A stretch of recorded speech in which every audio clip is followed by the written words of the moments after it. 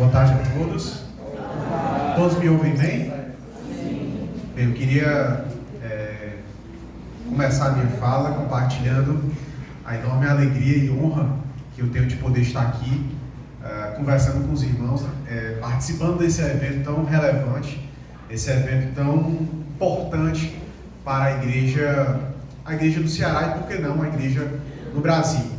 É tempo, como a professora Débora disse, a igreja se posicionar mais do que nunca, afirmando aquilo que nós acreditamos. E meu coração se alegra ainda mais por ver que entre tantos irmãos nós temos tantos jovens, por exemplo, sedentos de aprender mais da palavra de Deus, sedentos de aprender mais da cosmovisão cristã. Eu lembro que eu participei, acredito que foi em 2015, de um evento, se não me falha a memória, foi o Fórum Cosmovisão Nordestino de Cosmovisão Cristã, isso. E pela primeira vez naquele ano, eu já tinha ouvido falar dele, eu ouvi uma palestra do pastor Glauco, que inclusive era de um tema parecido com esse.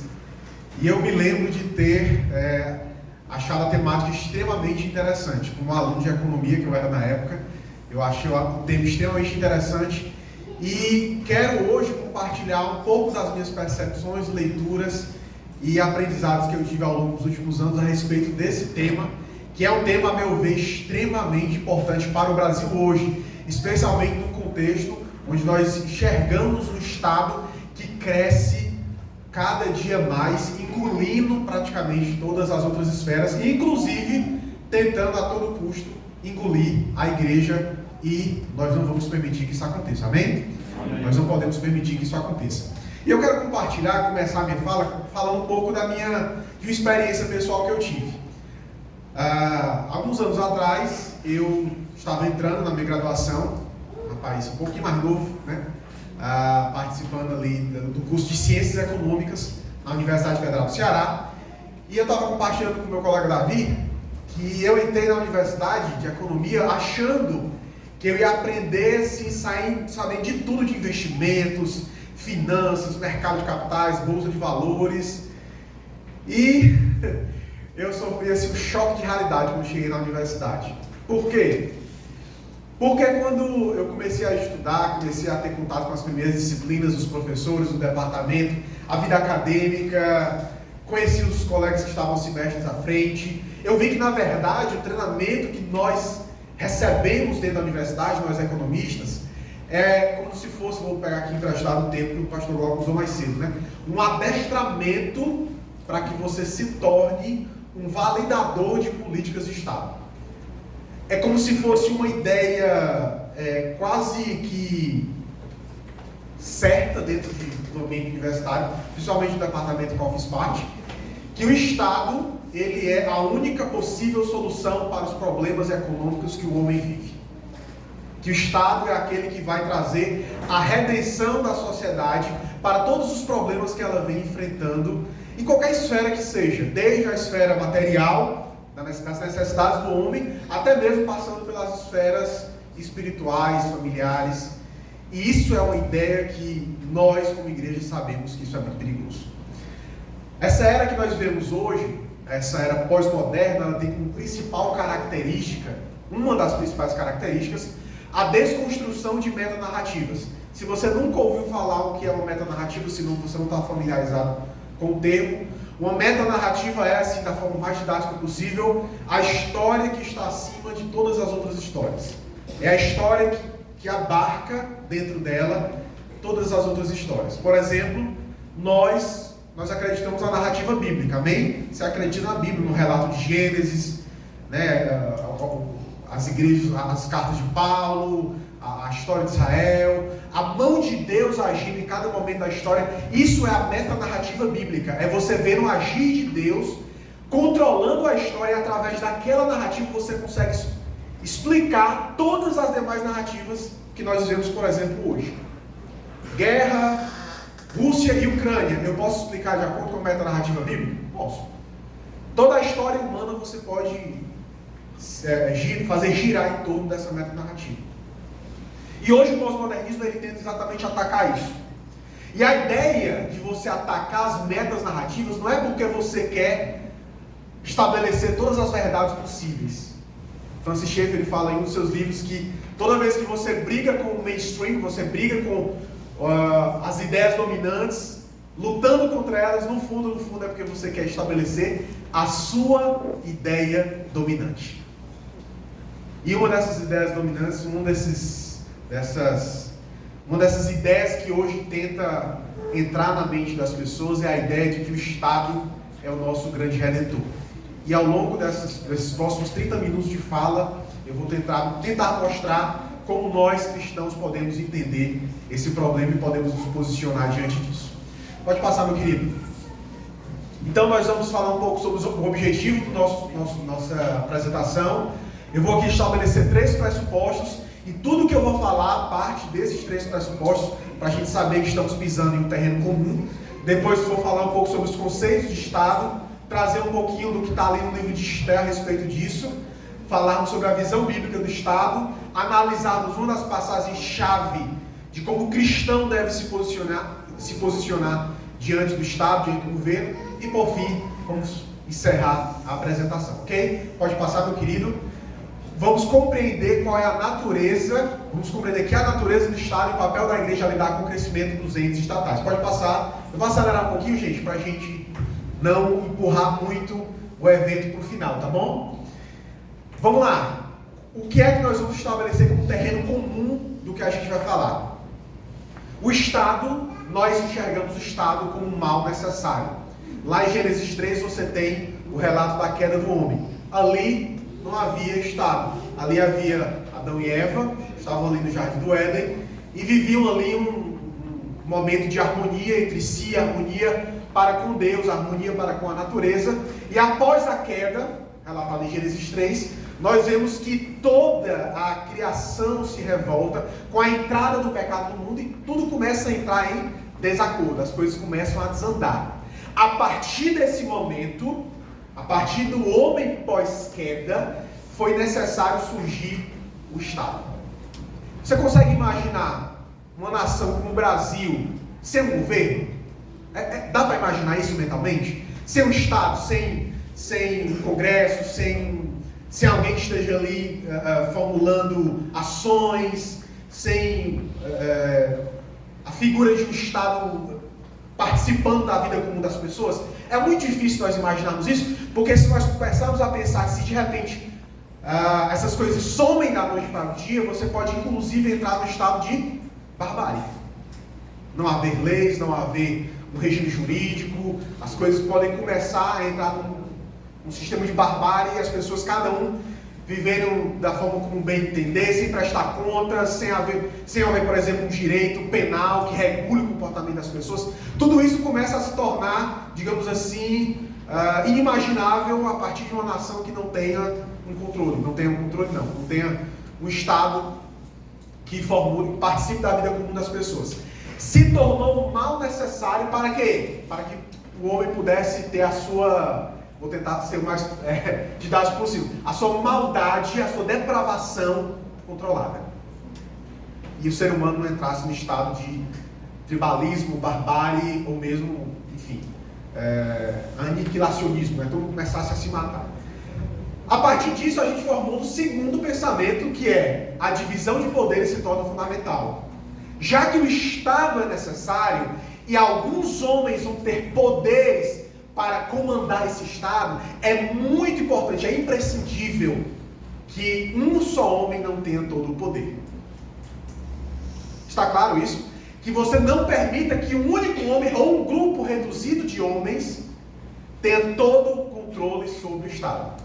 E aí muitas pessoas não entendem que essa divisão de poderes, ela tem como pedra, né, como fundamento, a própria palavra de Deus.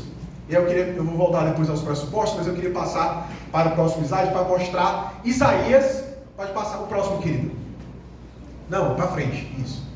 Mostrar Isaías, que diz que porque, olha só a separação de poderes biblicamente, porque o Senhor é o nosso juiz, o Senhor é o nosso legislador, o Senhor é o nosso rei, Ele nos salvará. Eu quero que você entenda, aqui nós vemos o que? A tripartição de poderes.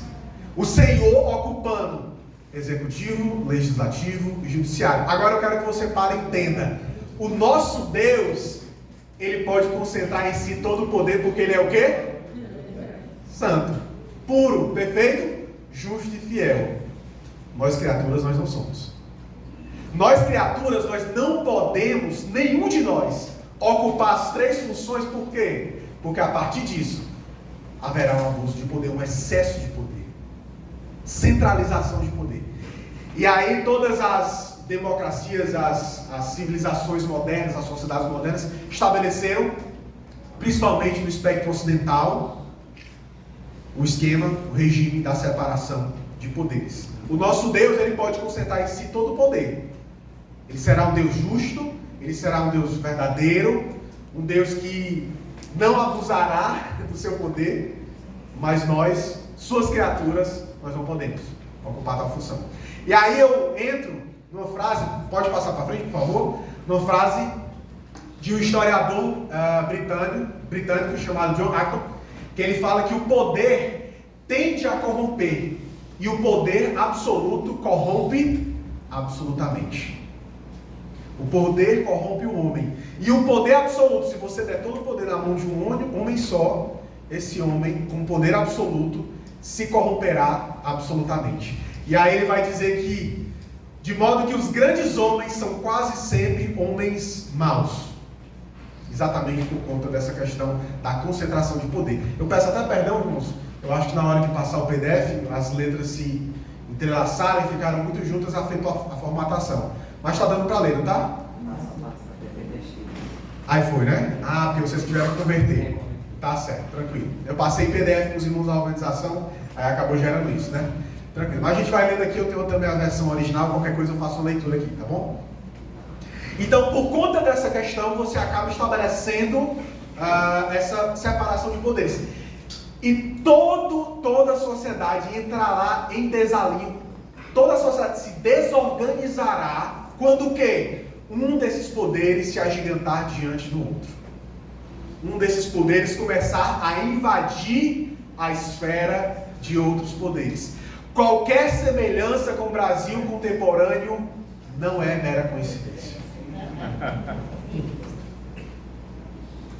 Vocês concordam comigo? Sim. Nós estamos vendo uma situação onde os poderes brasileiros, os três poderes, estão completamente desalinhados. Completamente não, exagerando, mas estão em desacordo.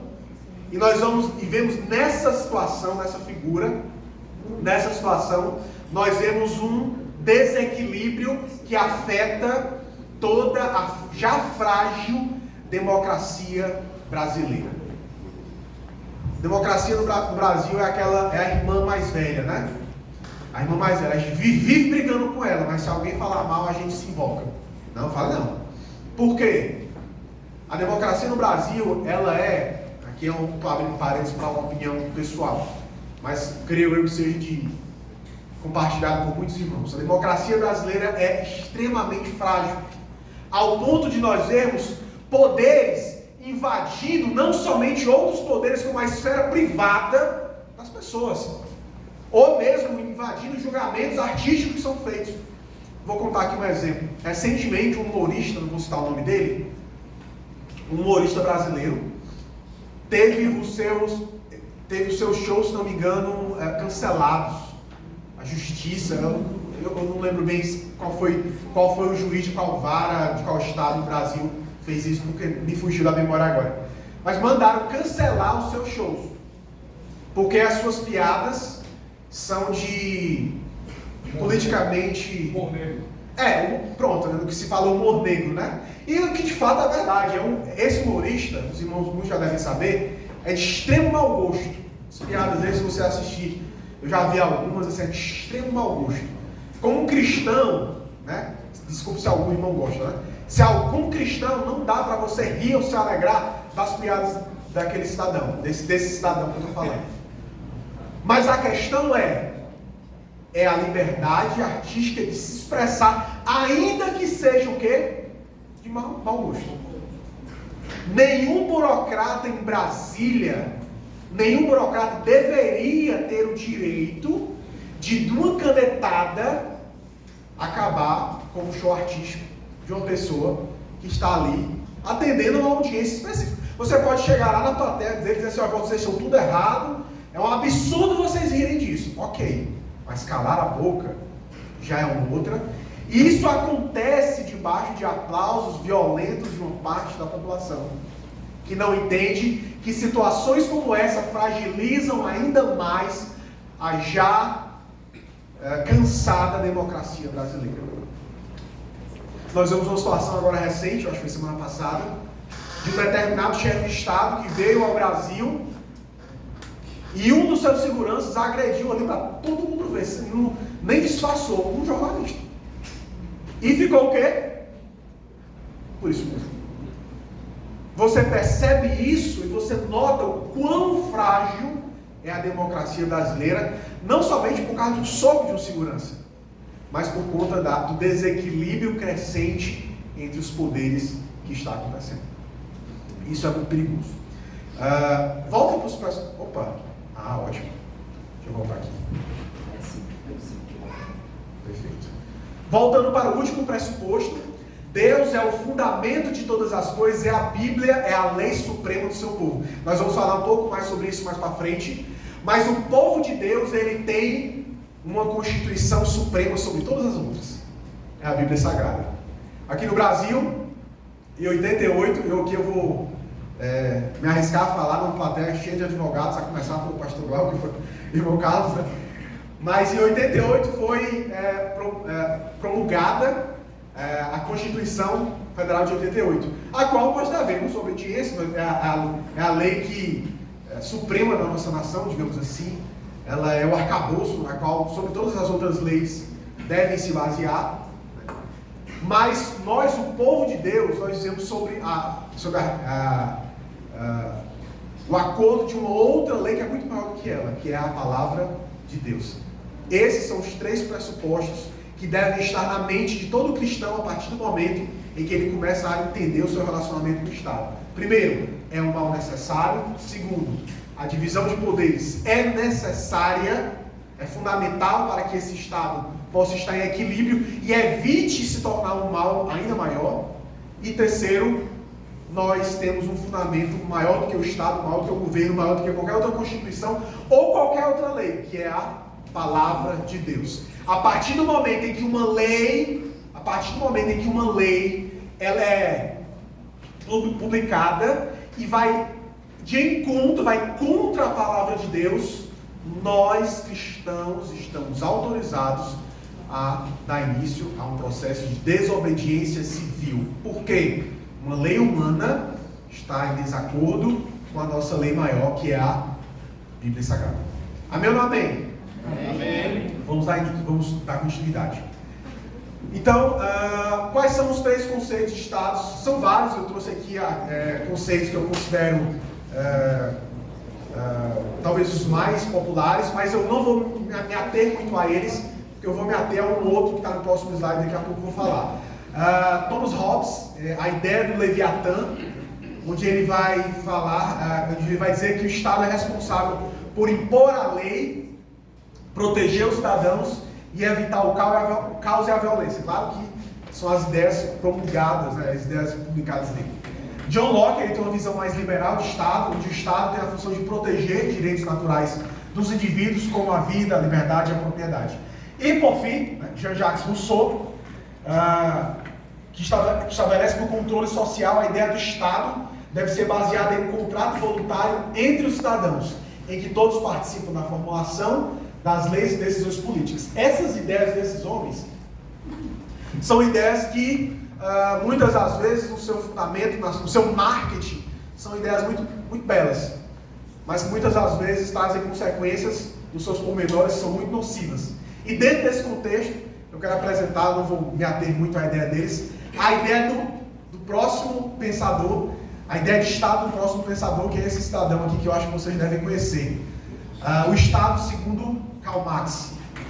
Karl Marx é um sociólogo que tem uma obra vasta, uma obra ampla, uma obra muito rica, que não pode ser negligenciada, mas que no seu fundamento ela encontra vícios a qual são irremediáveis.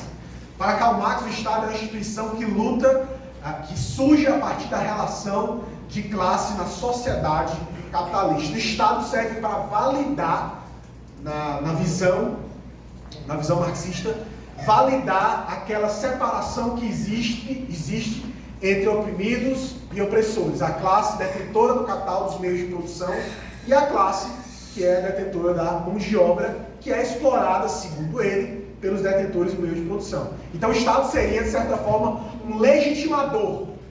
Eu tenho a função de legitimar o status quo, legitimar a situação das coisas hoje em dia. É por isso que você vai, por exemplo, entrar na universidade e você vai ver muitas vezes o discurso marxista contra algumas instituições de Estado. Talvez a mais atacada de todas elas seja a polícia. Por quê? Polícia é o braço armado do Estado para manter o controle sobre quem? Os oprimidos. E manter o capital, os meios de produção na mão dos ricos. Esse é um discurso que você vai encontrar muito no senso comum da maioria das pessoas, especialmente aquelas que estão lá dentro das universidades e tendo contato com, muitas vezes, o superficial daquilo que foi apresentado. Marx viu o Estado como instrumento de dominação da classe burguesa sobre a classe trabalhadora e representa os interesses dessa classe dominante e é responsável por manter a estrutura de poder existente.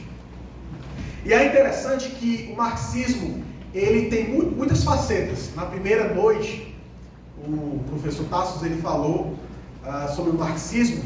Ele apresentou um cidadão, um pensador italiano chamado Antonio Gramsci. Você já deve ter ouvido falar dele. O gramscismo ele surgiu ali na Itália e ele foi fruto das ideias desse senhor. E ele escreveu, quando estava preso, foi preso pelo regime fascista, os Cadernos do Cárcere, onde ele inverte, vou usar o termo inverter para tentar tornar mais fácil. Ele inverteu a ordem das coisas que tinham sido ditas por Marx. Vou explicar. Marx dizia, o modo de produção, a forma como a sociedade se organiza do ponto de vista material, determina as ideias dessa sociedade. Por exemplo, aqui nós temos muitos irmãos que têm suas famílias, que trabalham em algum lugar com carteira assinada, ou talvez tenham a sua empresa, e todos nós temos alguns pensamentos em comuns. Somos cristãos.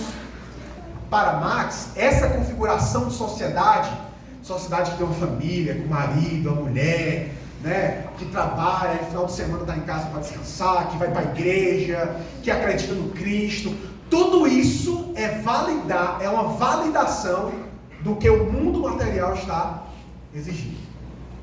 É a forma como esse mundo material, essas relações econômicas entre os homens se configura.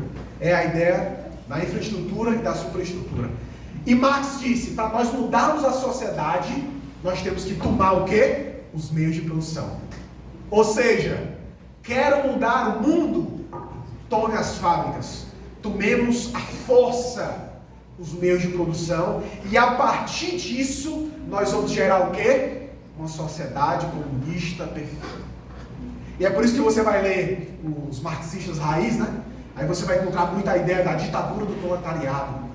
É a força de trabalho que vai começar a se indignar com a situação miserável em que eles se encontram. Aí vão começar a formar alianças. E aí, em determinado dia, por ser um número muito maior, em determinado dia vão tomar os meios de produção, vão matar todos os industriais, os empresários, os capitalistas, vão assumir o poder e vão fazer a transição para uma sociedade perfeita comunista.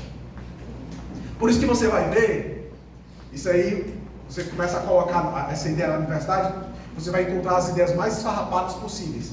Mas pergunte, por que todo lugar que tentou materializar as ideias de Marx se tornaram necessariamente ditaduras extremamente violentas? A começar pela cortina de ferro. Porque a base marxista é exatamente a base, o método.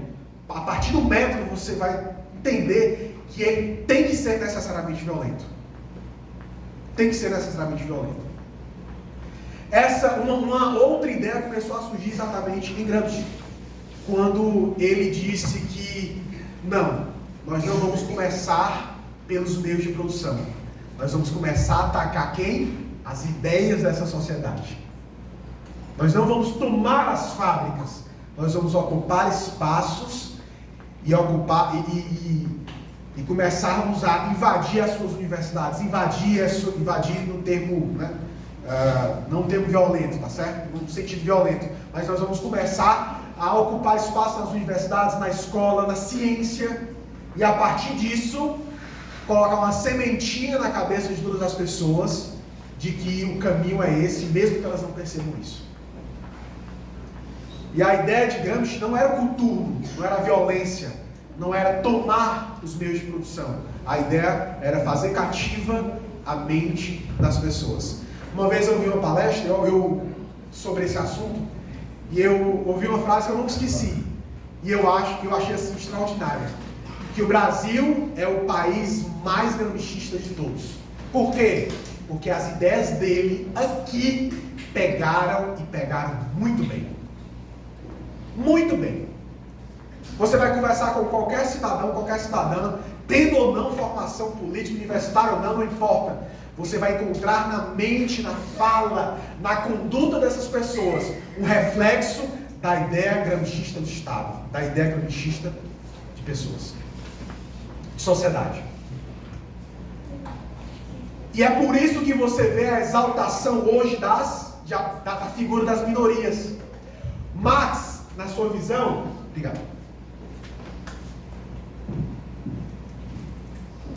Marx, na sua visão, entendia que em determinado momento a classe trabalhadora iria tomar os meios de produção. Isso aconteceu? Não. Não aconteceu. Sabe por quê? Porque uma coisa que foi ignorada na teoria de Marx, é que necessariamente o capitalismo evoluiu a sociedade para melhor. Você pode ter raiva, pode falar mal, abaixo do capitalismo, morte aos Estados Unidos e por aí vai. Mas o mundo pós-capitalista é um mundo muito melhor, em todos os sentidos possíveis, do que o mundo pré-capitalista. Se você analisar a expectativa de vida das pessoas antes do capitalismo, isso para o mundo todo, tá? E a expectativa de vida das pessoas no mundo pós-capitalista, você vai ver que a curva, ela vai subir cada vez mais. Marx, ele viu o início do capitalismo na Inglaterra e ele vivenciou aquele período das fábricas, com jornadas de muitas e muitas horas de trabalho, com crianças no chão da fábrica, mulheres grávidas tendo menino no meio da fábrica, aquela desumanidade. Ele viu esse capitalismo. E ele construiu a sua ideia a partir disso, e ele disse: um dia a classe trabalhadora do mundo inteiro vai se revoltar, vai derrubar, vai fazer a ditadura e por aí vai. Mas isso não aconteceu. Por quê? O capitalismo se modificou, o capitalismo evoluiu, as legislações trabalhistas, as regulações foram se aperfeiçoando, e hoje você vai ver que boa parte da classe trabalhadora, ela está, não vou generalizar, mas boa parte da classe trabalhadora está satisfeita. Está ali na classe média, vivendo a sua vida, com maiores graus de dificuldade, outros com menores graus de dificuldade, mas você não vai encontrar na boca de nenhum trabalhador, de nenhuma fábrica, um discurso de tomar os meios de produção para matar o seu chefe. Quem foi que assumiu esse papel revolucionário? Já que a classe trabalhadora não assumiu, quem foi que assumiu? As minorias. E é por isso que você vai ver pautas tão fortes, como falava o professor Tassos, negrismo, é isso? Negrismo. As pautas LGBT. Mais recentemente, né, que eu descobri, as pautas do movimento Corpo Livre. Você conhece o movimento Corpo Livre? Movimento Corpo Livre, de pessoas que são obesas e lutam pelo direito de serem tratadas com respeito, enfim, né? Isso virou bandeira. E todo mundo hoje tem agora o direito de levantar uma bandeira e dizer que é oprimido por alguma coisa, porque isso dá para a pessoa um senso de revolta contra o sistema. E coloca dentro de cada um sentimento de que eu sou vítima de uma sociedade injusta, uma sociedade que está me oprimindo, e eu preciso me revoltar contra isso. E por isso que o professor Tasso falou com tanto brilhantismo. O feminismo vitimiza as mulheres, o negrismo, os negros, o LGBT, os gays, e por aí vai. Por quê? Porque na verdade é a instrumentalização dessas pessoas para poder configurar o mundo de acordo com um determinado projeto. Vamos seguir. O livro de Esther mostra, eu não vou aprofundar para questão de tempo, mas ele mostra como essa situação assumiu como um governo, como um lugar, uma sociedade pode ser usado, instrumentalizado, o Estado pode ser instrumentalizado para perseguir o povo de Deus. E aí você vai ver que o contexto persa daquele momento era o seguinte: a Pérsia, o Império Persa era um império extremamente pluralista para aquele período, né? Havia diversos deuses, era uma ideia de que a sociedade deveria ser muito plural. E o monoteísmo judaico incomodava muito boa parte do Império Persa. Várias pessoas do alto escalão, o povo, o judaísmo com o seu monoteísmo, a sua fé em um só Deus, incomodava muito uma sociedade que acreditava que tudo poderia ser Deus, tudo poderia ser verdade, tudo poderia ser aceito. E aí eu pergunto, alguma semelhança com o Brasil de hoje? Onde um povo que está dentro do nosso país, que crê ferrenhamente que existe um Deus, está incomodando um outro povo que acredita que tudo pode ser qualquer coisa. Que qualquer um tem o direito de ser qualquer coisa. Que o seu Deus pode ser verdadeiro, mas o meu também pode. Ou como a aluna aqui do professor mais cedo falou, eu posso ser Deus, uma barata pode ser Deus. No mundo onde há um falso pluralismo, uma falsa diversidade, você tem uma igreja que bate o pé e diz que não, existe um só Deus e Ele é o único Deus que controla, que governa todas as coisas, essa igreja vai necessariamente incomodar esse mundo. Vai incomodar. E aí muitas das vezes eu vejo os cristãos, as igrejas preocupados, angustiados, e o mundo que vai pensar de nós, e a sociedade. E eu digo uma coisa: o mundo jamais vai nos amar. Nós temos que parar. Uma das coisas que precisamos fazer, parar de nos preocuparmos com a aceitação do mundo, porque ele jamais vai nos aceitar. E no dia que ele nos aceitar, é porque deixamos de ser quem nós somos.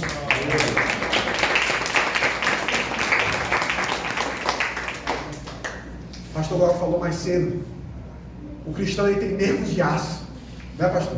Por quê? Porque eu já sei que eu sou aceito por Deus. Meu querido, se Deus no seu santo trono, perfeito, justo, fiel, controlador de todas as coisas, já me aceitou, quem é o meu professor marxista na universidade que não gosta de mim? Para que eu tenho que fazer trabalho agradando ele? Fazer pergunta que vai deixar ele feliz? Por que eu tenho que fazer? Deus já me aceitou. Eu já sou, meu nome está escrito no livro da vida. E daí que o meu nome não está escrito no livro de queridinhos dos professores? Não deve ser preocupação nossa. Então a sociedade persa estava extremamente incomodada já com a presença judaica. A gente vê o movimento de Amã, mas o movimento de Amã ele não era um movimento pontual, um movimento isolado de um contexto. Havia já no Império Persa um antissemitismo, uma raiva contra os judeus. E um funcionário público do alto escalão, que é Amã, ele utiliza-se do seu poder e prestígio para executar um plano genocida contra os judeus. Amã se aproveita da sua posição para perseguir o povo a qual ele não gostava. Não foi a primeira e nem será a última vez que as trevas utilizam um funcionário público de alto escalão para perseguir o povo de Deus. Não foi a primeira e nem será a última. Eu não sei se na igreja dos irmãos aconteceu isso, mas na minha igreja aconteceu, eu compartilho com os irmãos, uma enorme preocupação no ano passado no coração de muitos crentes. Eu vi crente chorando, ansioso, sem dormir à noite, preocupado com o resultado das eleições. E se fulano ganhar, perseguição, se fulano perder, e isso e aquilo, o que vai acontecer com a sua igreja? O que vai acontecer é o seguinte, eu falei na época, não importa se A ou B ganhar, Deus continua sentado no seu trono. Há milhares de anos Deus cuida da sua igreja, e independente de quem vencer, Ele continuará cuidando. Glória a Deus. É nisso que nós temos que nos apegar. O apelo de Mardoqueu chega para Esther e diz: Esther, se você ficar calada nessa hora, o socorro e o livramento surgirão de outra parte para os judeus. Mas você e a família do seu pai morrerão. Quem sabe se não foi para um momento como este que você chegou à posição de rainha. Irmãos, isso aqui é tremendo. Mardoqueu chega para Esther e diz: Esther, provavelmente você está onde está por causa desse momento. Eu acredito que tenha muitos jovens aqui na universidade se preparando para uma carreira brilhante. E eu quero dizer uma coisa para você. Deus vai colocar você em posições chave para quando você estiver lá, você ser usada no reino dos homens em prol do reino de Deus. Deus tem os seus escolhidos em todas as esferas. E por mais que a gente olhe para o Estado e veja uma corrupção generalizada, lá dentro, Deus tem os seus escolhidos. Deus está esperando o momento certo para acionar a sua igreja. E quando Ele o fizer, livramento e graça serão derramadas sobre o seu povo. Glória a Deus. Deus usou as situações, Deus usou a beleza de Esther, olha que interessante. Deus usou a beleza de Esther para torná-la rainha. E quando ela estivesse lá, Ele livrar o seu povo de uma perseguição do Estado. E o pedido de Esther: vá reunir todos os judeus que estão em Suzã e jejuem em meu favor. Não comam e nem bebam durante 3 dias e 3 noites. Eu e minhas criadas jejuaremos com vocês. E depois disso irei ao rei, ainda que seja contra a lei. Se eu tiver que morrer, morrerei. Isso aqui tem uma lição preciosa para a gente. Uma lição preciosa. Eu acho muito bonito. Louvo a Deus pelo ativismo de muitos irmãos na política. Eu apoio. Eu acredito. Nós temos que estar engajados na política. Ocupar lugares no parlamento. Ocupar lugares no executivo. Nós temos que ocupar lugares nos órgãos públicos. Mas tudo isso perde um sentido se nós não começarmos com jejum e oração. Eu quero que você entenda. Esther estava com medo de morrer porque ela ia se apresentar diante do imperador. Se não fosse do agrado do imperador, o imperador poderia, numa ordem, mandar matá-la. E aí já era. Então ela estava temerosa. E ela disse, a primeira coisa que ela falou: vão lá, orem e jejuem por mim.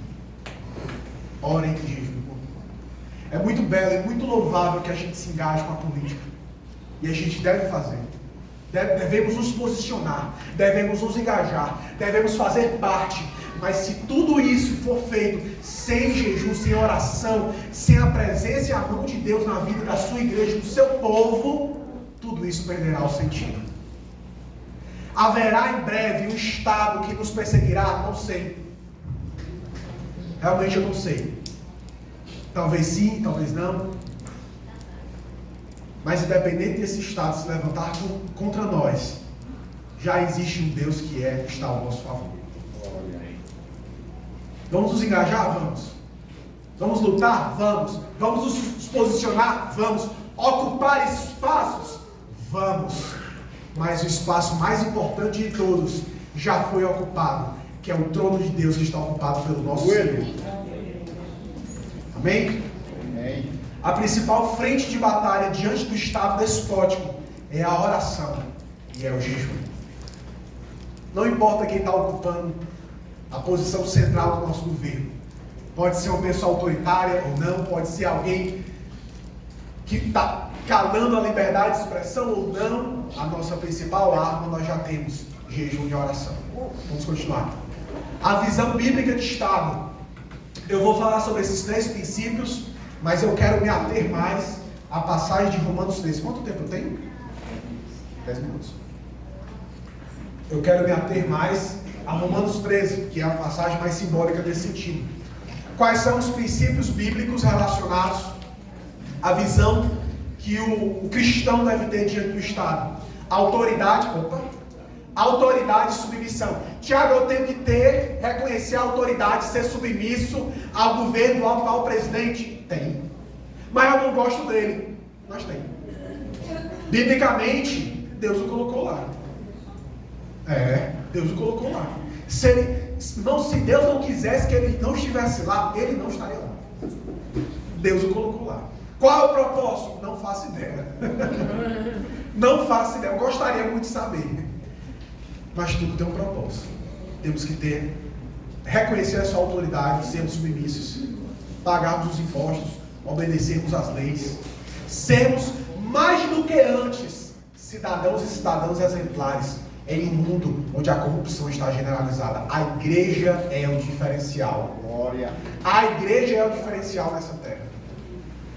Justiça e cuidado com os necessitados. A Bíblia enfatiza a importância da justiça e do cuidado com os pobres e oprimidos. Você vai encontrar isso em Isaías, em Provérbios e várias outras passagens. É importante e é fundamental que o Estado cuide daqueles que são mais carentes.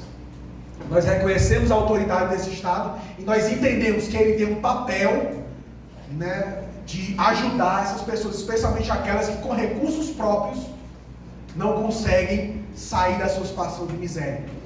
E nós temos que entender que a Bíblia fala sobre os limites de poder. A Bíblia adverte contra o abuso do poder e a opressão de parte das autoridades. Todo governante que concentra em si muita autoridade, muitos poderes, ele se torna necessariamente uma pedra de tropeço para aquela civilização. Romanos 3 vai falar isso com muito mais detalhes. E essa passagem é muito interessante. Ela vai dizer que todos devem, olha só, alguns daqueles princípios elencados aqui. Todos devem sujeitar-se às autoridades governamentais, pois não há autoridade que não venha de Deus. As autoridades que existem foram por Ele estabelecidas. O que é isso? Soberania de Deus. Deus coloca os governantes aonde Ele quer, pelo tempo que Ele quiser. Pode ser um autocrata que um dia vai cair? Pode. Pode ser um governante bom que talvez sofra um impeachment? Pode. Mas o tempo que ele vai ficar lá e o fato dele estar lá estão sob o controle de Deus. Portanto, aquele que se rebela contra a autoridade está se colocando contra o que Deus instituiu. E aqueles que assim procedem trazem condenação sobre si mesmo. Pois os governantes não devem ser temidos, a não ser pelos que praticam o mal.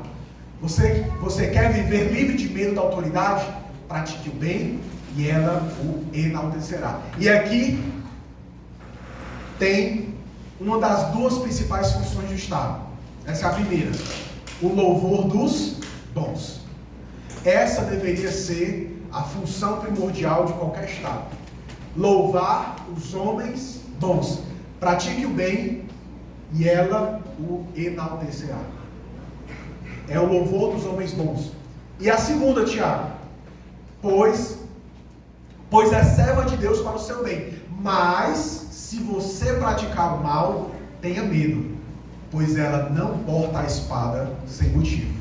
É serva de Deus, agente da justiça, para punir quem pratica o mal. Essa é a segunda função do Estado.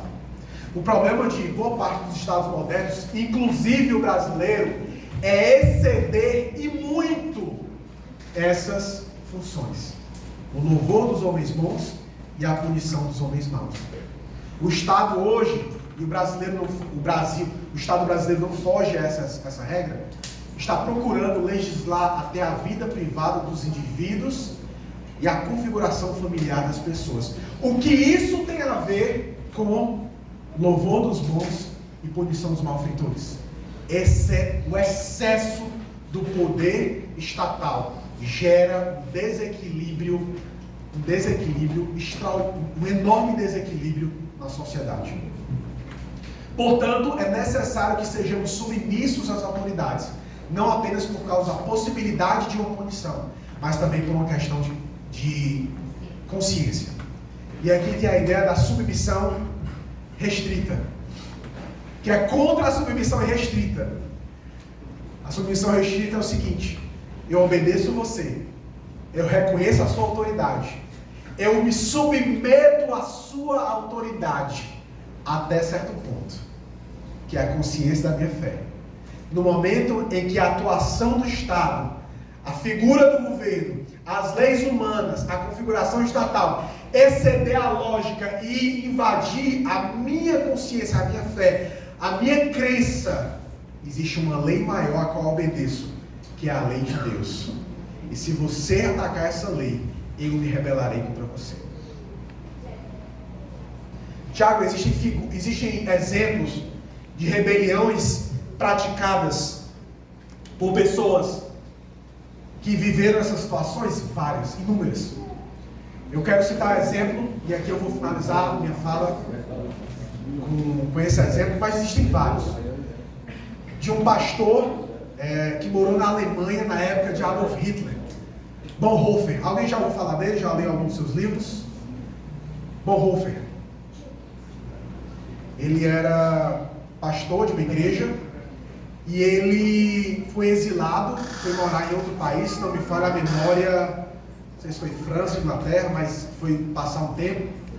E nos seus relatos ele diz que sentia um enorme incômodo porque o seu povo estava sofrendo na mão de um déspota, Adolf Hitler.